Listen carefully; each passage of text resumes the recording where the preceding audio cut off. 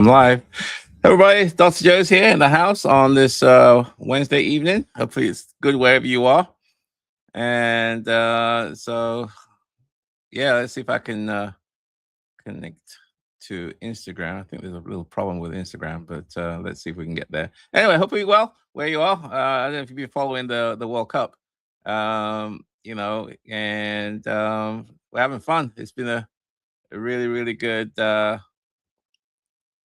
It's been a really good World Cup series, and for those who are interested in soccer, it's fun. I love this stuff. So anyway, hope you're doing well where you are. Today we're going to talk about what could go wrong. We'll talk about managing risk as a real estate investor, and believe me, lots of things can go wrong. And let's see if I can get the Instagram folks back on here. There's some. Looks like there's an issue there. Looks like there's gonna be no Instagram today. Um, anyway, hopefully you can hear me where you are. Just let me know. So today, anyway, we're going to talk about risk. I thought it's a very interesting subject because, as real estate investors, sometimes we think of all the positive things that could go right, and very seldom we talk about what could go wrong. And believe me, if it can go wrong, it will go wrong, and it has gone wrong. And I thought I'll share with you some of my experience on managing risk, especially as the market shifts, it goes down. I would go through cycles, what's good, what's bad, and the key is to be able to survive during the good times and the bad times. As the saying goes, to finish first, you must first finish. There's no point, doing so great and then you're wiped out due to circumstances beyond your control or the market changes. And I think there's been a lot of talk about that in the real estate circles with some of the things that I think are happening. I'm not going to mention names, but I think if you've been following real estate, you know what's going on. So what could go wrong? Yeah, a lot of things can go wrong. Anyway, so the question is, what if one bad decision, one lawsuit, one insured loss, or one problem, could wipe you out, and all your hard-earned, experiences, profits gets gone. It's a reality for a lot of people, and every real estate investor enters the business, I think, hoping that everything's going to go well. We're going to build wealth. We're going to generate passive income, and we're going to create financial freedom. Yet, countless investors discover sometimes painfully that success in real estate is not determined solely by finding great deals or collecting rent. More often, long-term success depends on how effectively investors anticipate, manage, and mitigate risks. Anticipate, manage, and mitigate risks. And the reality is that residential real estate investing is filled with uncertainty. Things like unexpected repairs, vacancies, market downturns, legal disputes, financing challenges, changing regulations, and tenant relationship issues. All these things can go wrong. All those things can quickly turn a profitable investment into a financial burden. One of the things I found is that investors who fail to prepare for these inevitable challenges frequently experience unnecessary stress, cash flow disruptions, and in some cases, complete portfolio failure. Fortunately, experienced investors, hopefully like you and I, have demonstrated that while risk can be eliminated, it can't be eliminated. Just the nature of the beast. It can be managed. Successful investors like you and I, we develop systems, maintain adequate reserves, perform rigorous due diligence, and consistently prepare for the unexpected. We understand that protecting wealth is just as important as creating it. So, this live stream today, we're going to sort of explore lessons learned from both successful and unsuccessful investors. Share with you some of the good, bad, and ugly stories, and hopefully help you improve your odds of building a sustainable and scalable residential real estate portfolio. Okay, as usual, I'm breaking it into 6 parts and 1 through 6. And so let's talk about number 1, due diligence. The cheapest mistakes are the ones you never make. The cheapest mistakes are the ones you never make. So the question is, how many investors have overpaid for a property because they failed to discover a costly problem before closing. That's all what due diligence is all about. And some of the most expensive mistakes in real estate occur long before an investor ever receives the keys. Successful investors repeatedly emphasize that thorough due diligence is one of the most important risk management tools available. We recognize that excitement, competition, and the fear of missing out can cloud judgment and lead to poor acquisition decisions. Many unsuccessful investors have purchased properties without conducting comprehensive inspections, reviewing permits, verifying rental income, or investigating neighborhood trends. Stories abound of investors discovering things like foundation issues, aging sewer lines, unpermitted renovations, title defects, environmental hazards, or declining neighborhoods only after closing. These surprises often results in tens of thousands of dollars of unexpected expenses. Not good. So experienced investors approach acquisitions very differently. We expect everything. We review things like utility records, verify comparable data, comparable rents, analyze local crime trends, research zoning restrictions, and examine permit histories and consult contractors before finalizing purchases. So we understand that walking away from a questionable deal is often the smartest investment decision you can make. And one seasoned investor summarized the lessons perfectly. You make your money when you buy, not when you sell. Well, that's true, but I think you make your money by holding. You make your money through operations. I would add to that. The investors who conduct thorough due diligence significantly reduce their chances of making catastrophic mistakes. Okay, so that's number one. It's all about due diligence. Number two, I think risk is also tenant risks. If you're going to hold on to this stuff, you're going to have exposure to risk from tenants. So tenant risks, are you selecting tenants or are you selecting problems? Are you selecting tenants or are you selecting problems? That's a good one. I suppose the question is, could one poorly screened tenant cost you your entire year's worth of rental profits? All it takes is a tenant from hell, and I've had them in my time, and it's not fun. And so few risks generate more anxiety amongst landlords anyway than tenant-related problems. Successful investors consistently report that tenant selection is one of the most strongest predictors of long-term portfolio performance. Great tenants often stay longer, pay on time, take pride in their property. However, poor tenants, or poor quality tenants, I suppose, can create legal issues, property damage, lost rent, and significant emotional stress. I'm not talking about poor as in financially poor. I'm talking about poor in the sense of a quality of a tenant. Poor quality tenants. Because a lot of people with Section 8 who, by definition, may be poor, but they're great tenants. And there's a lot of people who have money, great jobs, but they're pretty crappy tenants also. So it is what it is. So many inexperienced investors allow emotions to override established screening criteria. We make exceptions, I suppose, for incomplete applications, or make excuses, unverifiable income, or concerning rental histories. Unfortunately, experienced landlords like you and I frequently observe that red flags rarely improve after move-in. Red flags rarely improve after moving. That's why it's so important to do your due diligence before you select someone. Numerous investors have shared stories of costly evictions, extensive property damage, and months of lost income resulting from weak screening procedures. Seasoned investors implement consistent objective screening systems. We verify things like income, employment, rental history, credit profiles, criminal backgrounds, landlord references. And I even do a home visit just to make sure to see how they keep their home.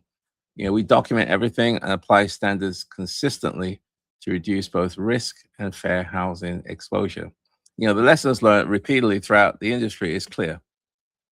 in my opinion anyway. Tenant screening is not about discrimination. No, it's not. It's about risk management.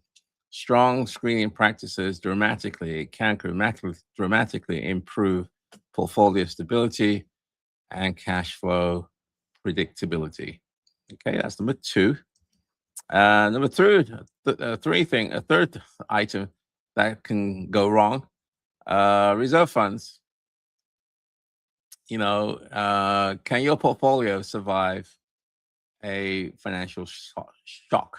Can your portfolio survive a financial shock? In other words, do you have reserves set aside for a rainy day, for unknowns, things that you don't expect to happen?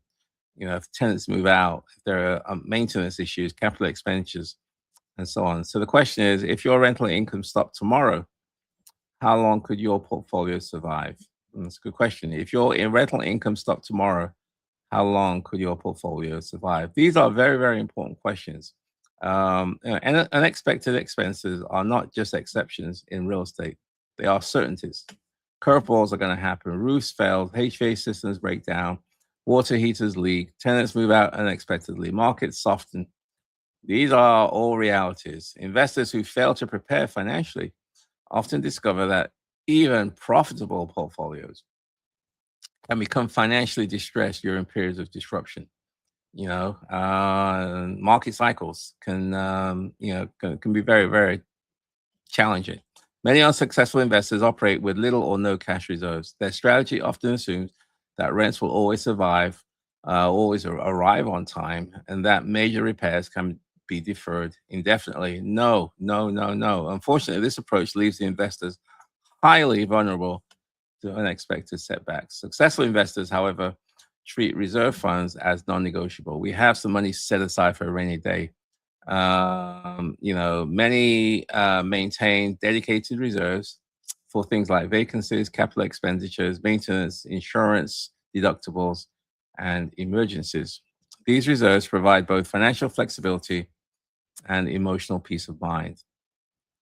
Investors who survive difficult market conditions often do so because they are prepared during good times. Good times will always eventually end, and you need to be ready when the bad times come. Cash reserves transform unexpected events from crisis into manageable business expenses. Okay, so kind of halfway through. So if you've got any questions, please put it in the chat box. It looks like we got a pretty light numbers today. Maybe everyone's getting ready for the United States soccer game against Bosnia in about 45 minutes. So I'm going to be watching that game. So let me continue so we can wrap it up and get back down to watching soccer. Okay, so if you got some questions, please put it in the chat box. And if you want to book a one-on-one with me, you can go to my website, www.joeasamoah.com, www.joeasamoah.com, and you can book a one-on-one with me. So let's get down to number 4. Number 4 is about insurance. Insurance and legal protections. Are you truly protected? The question is, would your current insurance coverage fully protect your portfolio after a major loss or lawsuit? Would your current insurance coverage fully protect you and your portfolio after a major loss or a lawsuit? That's a good one. Many investors mistakenly assume that having insurance automatically means that they are adequately protected. That is not always the case. Unfortunately, countless investors have learned the hard way after disasters have occurred that there are things like policy exclusions, the fine print, as they say, insufficient coverage limits. You didn't have enough coverage, missing endorsements. You thought there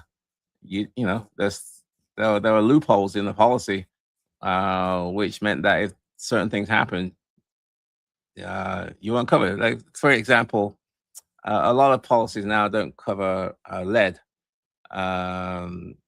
lead paint suits. So you're thinking that everything's great. You get hit with a lawsuit regarding maybe one of your tenants had an elevated lead level, and you didn't give the right disclosures. You didn't have lead clearance test done, and now you're exposed. So and you're exposed to significant losses. So successful investors periodically review their insurance portfolios with knowledgeable professionals, and they ensure appropriate property, liability, umbrella, loss of rent, and landlord specific coverages are in place. Again, things like property coverage, liability, umbrella, loss of rent, and landlord specific coverages should be included within your policies. They also understand that policy exclusions and deductible obligations. Legal risks obviously extend beyond just insurance. Things like poor lease agreements, you don't have a strong lease, inadequate documentation and clearances and disclosures, fair housing violation, and improper eviction procedures. Self-help in evictions. Have generated costly lawsuits. They could leave you exposed for a lot of landlords. Experienced investors consistently emphasize the importance of using professionally prepared leases and maintaining detailed records. Proper insurance and legal preparation will not eliminate risk, no, but they can significantly reduce, the financial consequences when problems do occur. Yeah, they do. And then number five, got one more after this one. Financing risks, exposures there due to financing. What happens when the money gets tight? Market shifts, liquidity, banks aren't lending as much, and so on. So what happens then? So the question is, could rising interest rates or tighter lending standards derail your investment strategy? I've seen that. I think a lot of people have seen that. When interest rates rise and markets downturn, generally, lenders tend to be a lot more cautious. They tend to increase lending standards, how much they borrow and who they borrow to.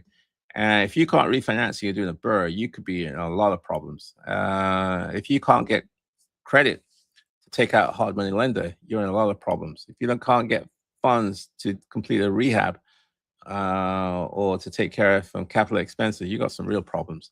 So real estate investors often underestimate financing risks until economic conditions change.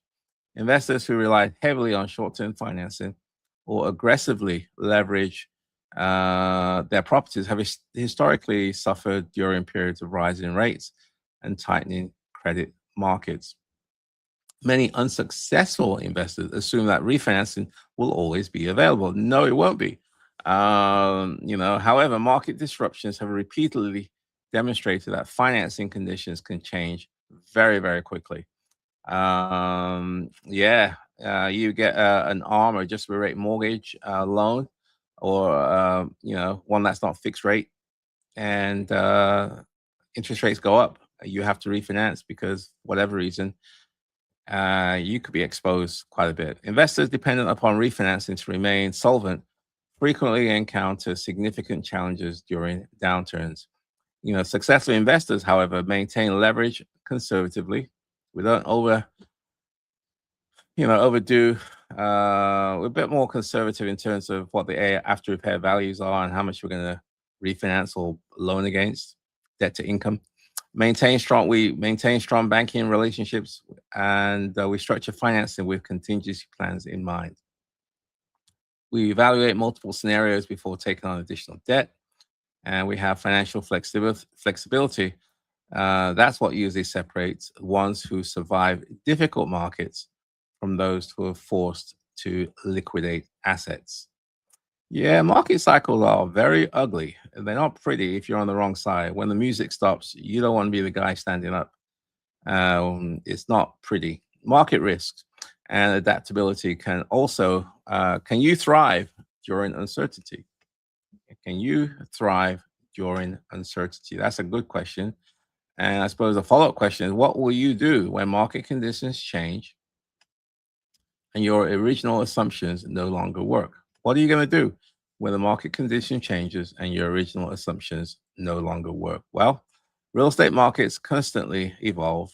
Population shifts, regulatory changes things occur, employment trends wherever you are changes, interest rates go up and down, and as I mentioned before, there are economic cycles, and all these things influence your investment performance. Investors who fail to adapt frequently struggle when conditions change. History is filled with examples of investors who prospered during strong markets. When the tide comes out, unfortunately, you find out who's swimming naked, as the saying goes. But they failed during downturns because they lacked flexibility, or their strategy only worked during good times. Conversely, many successful investors have built substantial wealth precisely because they adapted when others panicked. This is a good time to buy when the market's soft. Experienced investors, we monitor local market trends, we diversify where appropriate, and we regularly revisit our business plan. We make modifications due to the reality of the market. We maintain multiple exit strategies and continuously educate ourselves.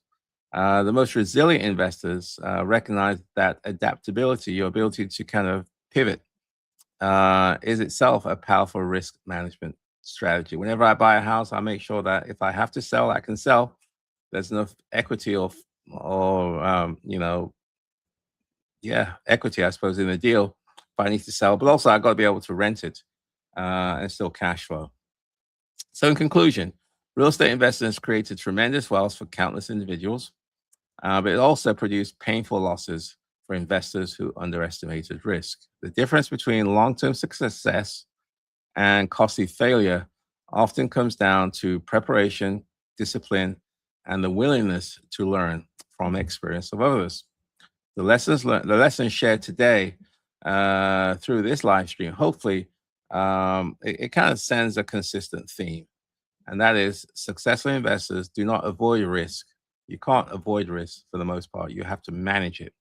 We perform rigorous due diligence. We screen tenants carefully. We maintain reserves, protect ourselves legally, structure financing conservatively, and remain adaptable when market changes. No investment strategy can eliminate every challenge. No, you can't. Or unexpected events, because unexpected events will occur. The question is not whether problems will arise, but whether you'll be able to manage them when they do occur. So that, my friends, is the education part for today. It's 7:26. As usual, if you got some questions, please put in the chat box. I'll get to you in a couple of minutes.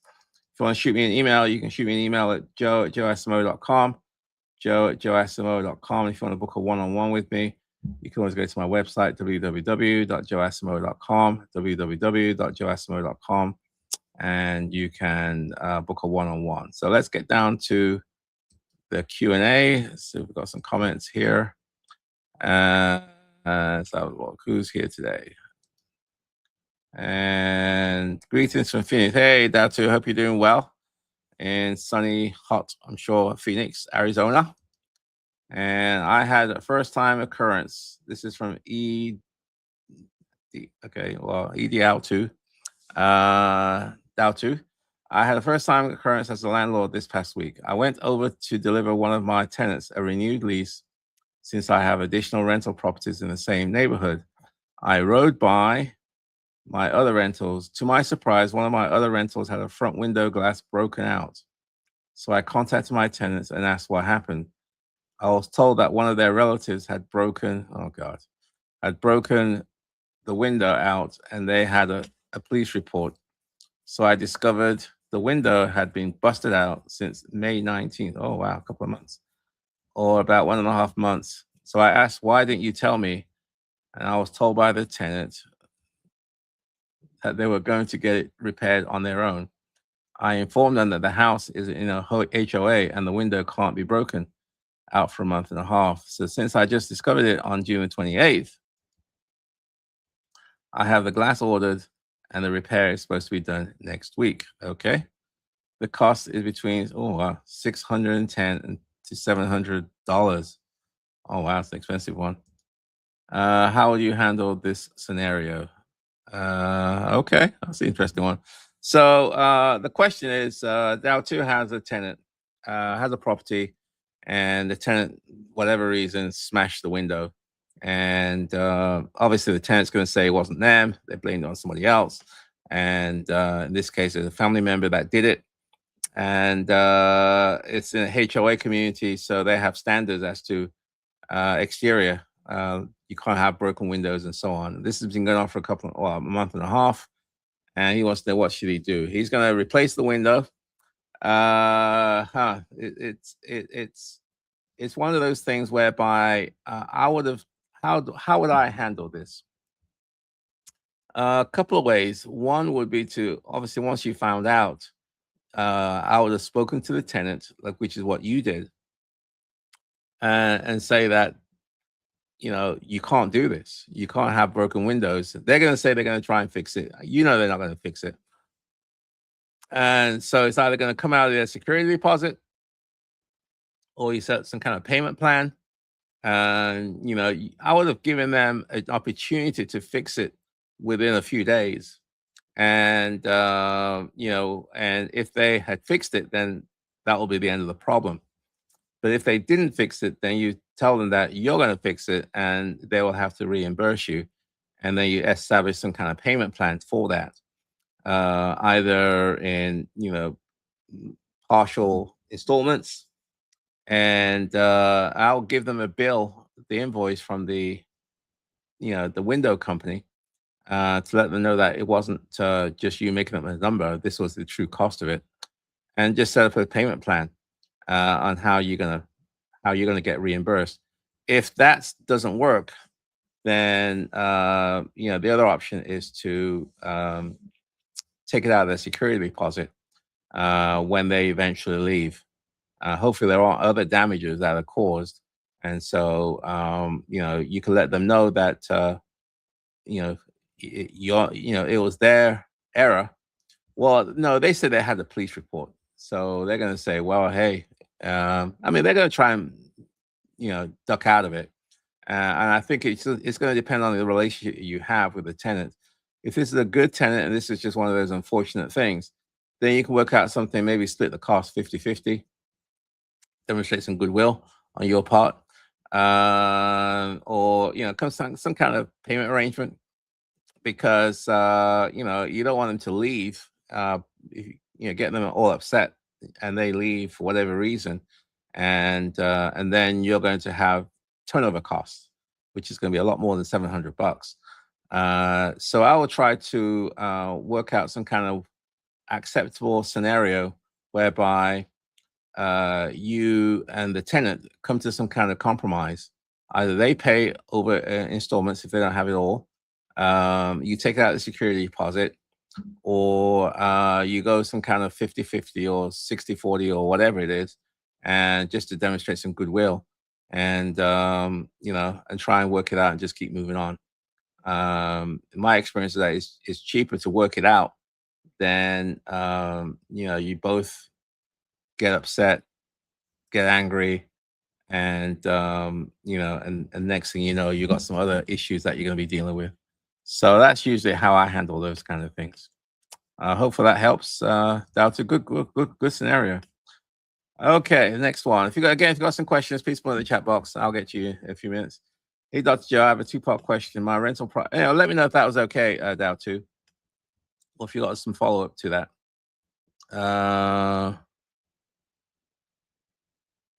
Okay. Hey, Dr. Joe, I have a two-part question. My rental property in St. Louis, Missouri doesn't have a washer and dryer hookup. Okay. That has been a deal breaker for tenants that want the property. Okay. You don't have a washer dryer hookup. The house is built on a slab with no basement, and the plumbing company said it would be hard and costly to run the connections.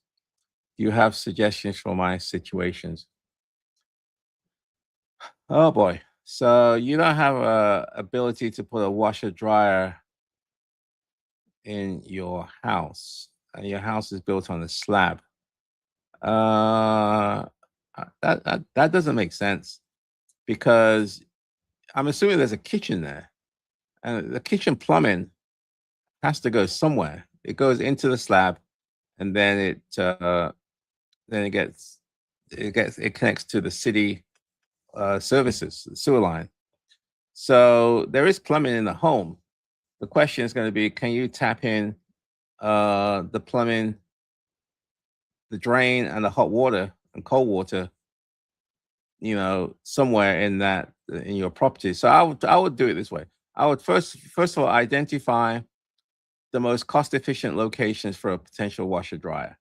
And the most cost-efficient locations are where there's already existing plumbing nearby, whether it's a kitchen, a bathroom, powder room, or whatever. Because I mean, I have houses where we're built on a slab, and we're able to do that. So what you do is you don't necessarily need to go into the slab on the drain line. You just need to tie into the drain that's in the kitchen or the bathroom. So so if you find a potential spot for a washer dryer, if you don't have much space, it may have to be a stackable washer dryer because that takes up less space than a side by side. And then you can then tie in so you connect the drain line from the washer dryer and tie it into the kitchen or bathroom line at an angle. So it's like a slope, it's like a gradient. So water is always flowing down towards from the hookup down to the drain line in the kitchen or the bathroom. And then if you're in the kitchen, then you just connect the hot water pipes from the kitchen to wherever the hookup is in the laundry room. I mean, it can be done. I mean, I've done it before. Again, I don't know your house specifically, but I would do it that way. It's easier to connect to an existing plumbing line rather than having to break the slab and then sort of do it that way, which is going to be too expensive. So I would say may want to do a hookup near the kitchen or bathroom somewhere. You may have to create some space. You may have to take out a cabinet, and that's for the washer. Now the dryer, because it could be electric. Ideally, it should be in the same area. But that could be, you have more flexibility with a dryer because it's just electric and you can have an electric outlet wherever you want, a 240-volt outlet. Otherwise, you get one of those washer dryer units combined, the ones that they have the washer and dryer as one, sort of the European style or apartment style. So that way it does both things at one time. So that's how I've done it before. I don't know if that helps, Nesta Cam. If it does, fine. If not, just please come back with a follow-up a question, and I'll do what I can. The house it's built on a slab. I mean, I have a house which is just like that. It's built on a slab, and what we did was to put the washer and dryer in the same area or very close to we just created some space in the kitchen area, and that's where we had to go. Okay, let's have a look. Yes, sir. The remedy solution is a great approach. I do plan to get the tenant to pay for the repair. Otherwise, there's no deterrent for any additional damage. I'm more than happy to arrange a payment plan with this tenant. This is a fairly new tenant who moved in February 2026. Okay, you're correct. A tenant turnover can be potentially costly. Yeah, I mean, my experience is that if you can avoid a turnover, I would do that because it's going to cost you a lot more than $600. You got to paint the place again. You got to clean it again. You got to find new tenant. You got to, go through that. You get no income coming through. It's going to cost you 2 or 3 months lost income. So if you can work out some kind of compromise, I think that's the way to go. Okay, it's now 6:37 or 7:37. I'm gonna get ready to watch this soccer game against USA versus Bosnia. Hopefully, it should be a good game, and hopefully the US will win. And it looks like they're gonna be playing because I had to leave just while towards the end of the Belgium versus Senegal game. I think Belgium won. So it looks like if USA wins, they're going to be playing Belgium in the next round, and so on. So for all those who are soccer crazy like me, this is good times. For those people who can't stand soccer, well, just have to bear with us for another couple more weeks until the World Cup's done. Okay, guys. Hope you have a wonderful rest of the day, and I'll see you next Wednesday. Okay, take care. Have a good one. Bye for now.